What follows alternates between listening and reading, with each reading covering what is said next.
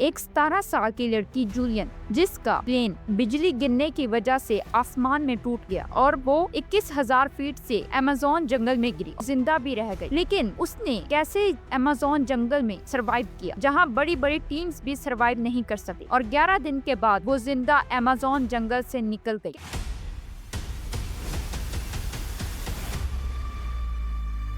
सोचो, कोई इंसान 21,000 की फीट से सीधा नीचे गिरे तो क्या वो जिंदा बच सकता है? सुनने में ये नामुमकिन लगता है, लेकिन 24 दिसंबर सन 1971 में ऐसा वाकया हुआ। अमेज़न जंगल के ऊपर एक पैसेंजर प्लेन हवा में अचानक टूट गया। कुछ ही पलों में 91 लोगों की जान चली गई, लेकिन उन सब में से एक 17 साल की लड़की भी थी, जिसका नाम जूलियन कॉपकर। सबको लग रहा था कि जूलियन मर चुकी है, लेकिन असली में वो जिंदा थी और उसकी जिंदगी के सबसे बड़ी जंग अब शुरू होने वाली थी। लेकिन सवाल ये है कि जूलियन उस फ्लाइट में थी ही क्यों? इसका जवाब एक दिन पहले से शुरू होता है। जूलियन ने अभी अभी स्कूल कंप्लीट किया था। उसके पेरेंट्स अमेज़न जंगल में रिसर्च करते थे और जूलियन भी बड़ी होकर उनकी तरह साइंटिस्ट बनना चाहती थी। क्रिसमस की छुट्टियों में जूलियन अपने माँ के साथ अमेज़न जंगल के पास मौजूद अपने फादर के रिसर्च स्टेशन जा रही थी। अपने फादर के पास उसके फादर ने इस एयरलाइन से सफर करने को मना किया था, क्योंकि उसके सेफ्टी रिकॉर्ड अच्छे नहीं थे। लेकिन उस दिन बाकी सारी फ्लाइट्स फुल थी, इसीलिए मजबूरन उन्हें उसी प्लेन में बैठकर आना पड़ा। किसी को अंदाजा नहीं था कि ये सफर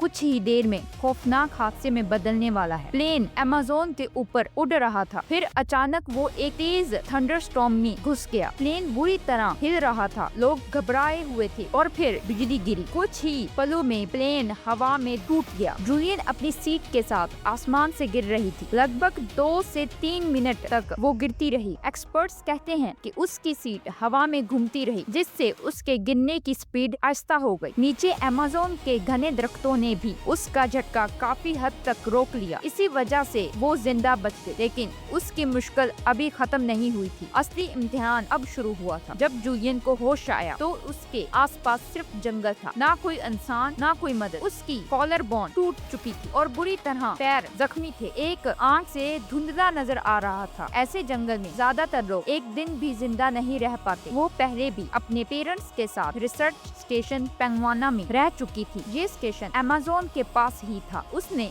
जंगल के कुछ जरूरी रूल्स वहीं सीखे थे और अब वही उसकी सबसे बड़ी ताकत बन गई। उसे अपने फादर की एक बात याद आई, छोटे पानी के रास्ते को फॉलो करो, वो तुम्हें बड़े रिवर तक ले जाएगा और बड़ा रिवर तुम्हें इंसानों तक ले जाएगा। जूलियन ने वही किया। वो पानी के साथ चलती रही। दिन गुजरते गए, भूख लगती रही। सबसे हैरान करने वाली बात ये थी कि जूलियन ने 11 दिन तक लगभग कुछ भी नहीं खाया। उसके पास सिर्फ कुछ कैंडीज थी जो प्लेन क्रैश होने के बाद उसके पास से मिली थी। वो सिर्फ नदी का पानी पीती रही। जंगल में फल और बेरीज जरूर थी, लेकिन उसके पेरेंट्स ने उसे सिखाया था कि बिना पहचान के कुछ भी खाना जानलेवा हो सकता है। इसीलिए उसने भूख सह ली, मगर कोई अनजान चीज नहीं खाई। लेकिन उसने हिम्मत नहीं हारी। एक दिन जूलियाना को जंगल में लकड़ी काटने वाले मजदूरों का एक कैंप मिला। कैंप खाली था, इसीलिए उसने वहीं रात गुजारी। अगले दिन जब वो लकड़ी काटने वाले मजदूर वापस आए तो उन्हें जूलियाना को देखा। वो हैरान रह गए, क्योंकि जिससे दुनिया मरा हुआ समझ रही थी वो